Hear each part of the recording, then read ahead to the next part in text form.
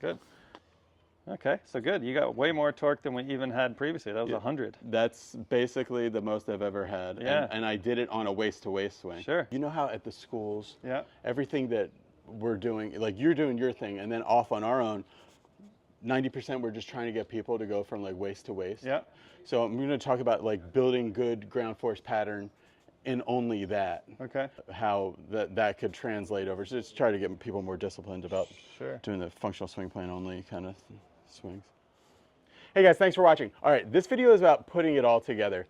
Scott and I, we've done maybe 5 golf schools together where I've had Scott come out to the Be Better Golf Schools. Scott kind of gets set off and he does, presentation, and then afterwards he does one-on-ones with all the people. But the thing that I've seen because I've done golf schools with probably 6 or 7 different people as like the featured coach that I bring out.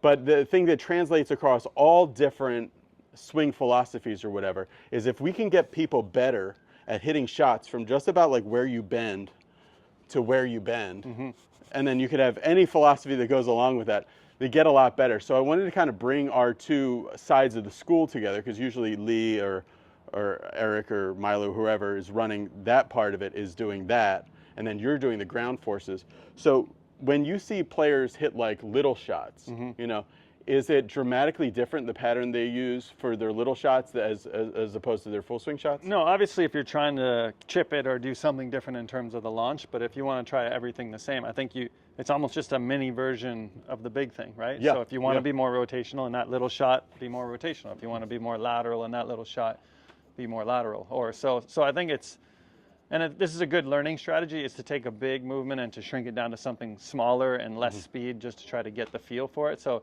that'd be something I'd be interested to measure this coming camp, is get people to do their little swings once they get efficient at it, and then we'll do the big swings, and then come back to little swings and see if we can match those patterns just at a smaller level. I think that would make a lot of sense. I know it's a little bit outside of like what you normally do, but I know you talk to a lot of motor control and motor learning people. Yeah. For years I fought against this because I thought, well, that's a totally different pattern. What's the point in getting good at that? I'm only going to need that shot like once every 4 rounds. Sure.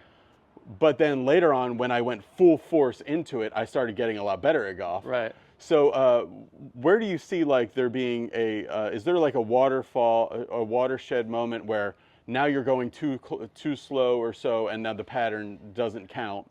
Yeah, I'm sure there could be. I mean, similar to Super Speed 6, where they would say like, hey, if you swing something that's 50% light of your golf club, you're not really doing anything with your swing. But if you swing something that's 5% light of your golf club, that'll help. And I've seen people with Super Speed sticks that their mechanics change completely when they get that stick in their hand. Yeah. And so that would be where we just have to try to maintain our mechanical thoughts that we had in the full swing in these little swings, and still try to do the same thing. Like, so if I get the little swing and I'm a rotational guy like you, right? I don't want to get that little swing and start going side to side and changing my mechanics completely. So I think that'll be good to kind of match theories at this coming camp and get people to do what they're doing in a smaller version in those shorter shots. I think that makes a lot of sense. Right. First, just measure what they do normally. Yeah. And then kind of build them from the ground up. Right. Okay, so we're going to do that because we did a video earlier that was popular, that was on the channel before, where we were talking about the step drills.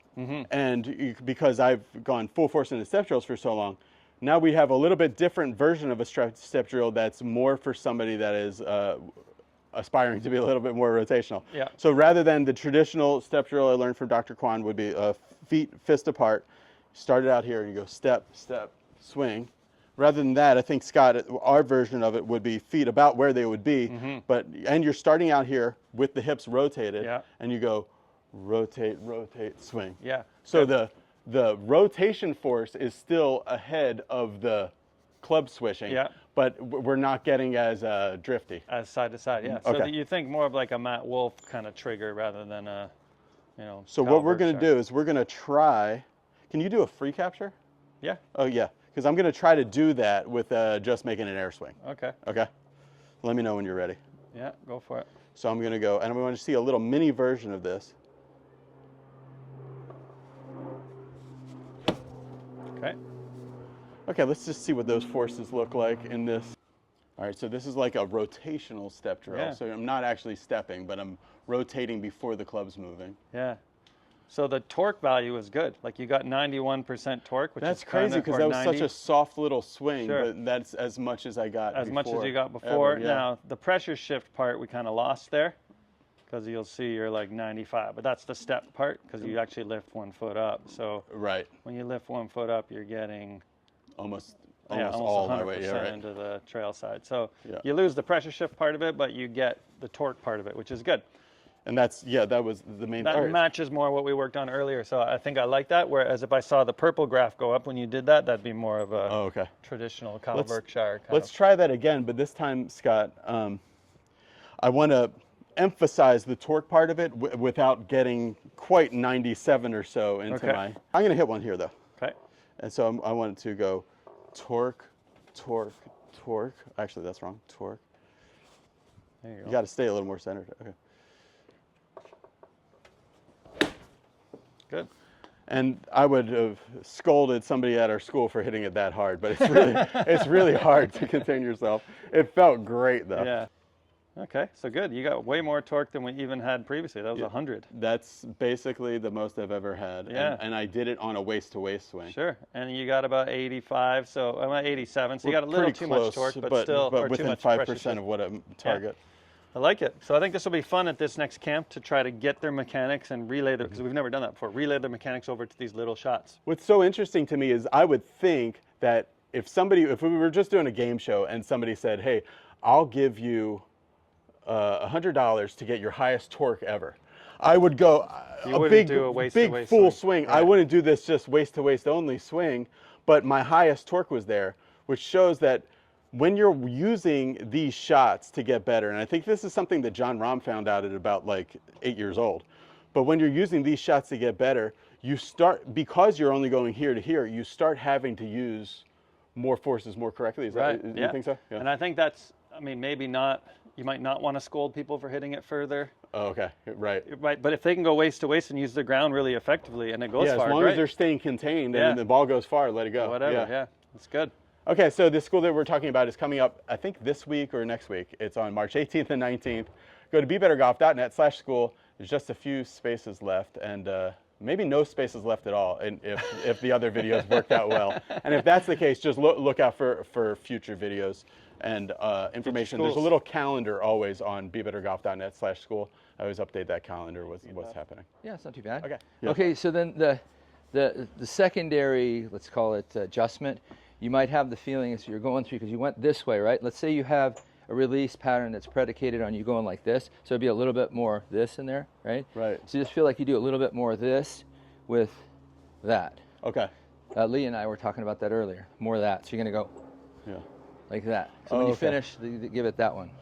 Okay, so before the pattern would have been this way with this release, and now I'm trying to keep it up with this release. Yeah. Initially, it might get a little steep here, but that might be a bad thing, because a lot of the people that play fades, their track is kind of between the arms. Mm-hmm. So people fall in love with the club being on the forearm. Yeah. I like the way that looks, but that's, unless you get really fast and get out that way, you have a lot of speed and you can get there, it's probably going to cause a draw, especially if you're prone to going like this. Yeah. So, I know that, the camera. Mine's under the forearm all the time, yeah. Okay, then let's, even beautiful. Then we'll go a little bit more that way. So, so same, play the shot the same way.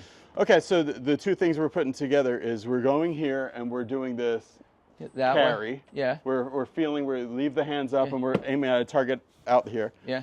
Second thing with that is then when we get down here, feel like we're releasing it like this more and less like that. Yeah. I love that. All right, good. Yeah, so you get the little scoop in the marble Spider-Man.